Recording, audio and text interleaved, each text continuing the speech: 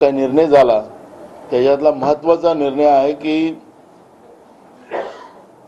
सध्या राज्यात असलेलं महायुतीचं सरकार, भाजप प्रणित सरकार, शिंदेचं सरकार, खोके सरकार हा महाराष्ट्राचा गौरव संपवत आहे, महाराष्ट्राचा स्वाभिमान संपवत आहे। महाराष्ट्रातले उद्योग गुजरातमध्ये पाठवून मुंद्रा पोर्टच्या माध्यमातून मोठ्या प्रमाणात ड्रग महाराष्ट्रात आणून महाराष्ट्राची प्रतिमा मलिन करण्याचं काम केलं जातं आहे, महाराष्ट्रातली पिढी बर्बाद केली जाते आहे।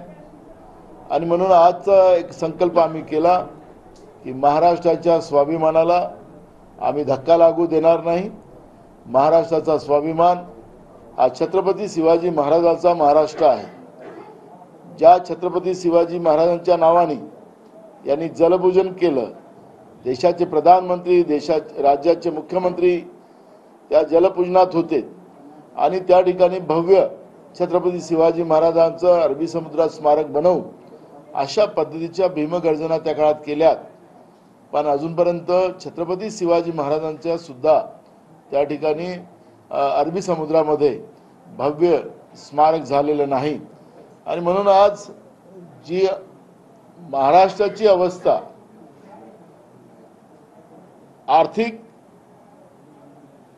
सामाजिक, शैक्षणिक हे जे कमकुवत करण्याचं पाप जे बीजेपी करते आहे, आपण पाहिलं की महाराष्ट्राच्या संपत्त्या गुजरातच्या एका मोठ्या उद्योगपतीला, अदानीला देण्याचं काम त्यांनी सुरू केलेलं आहे।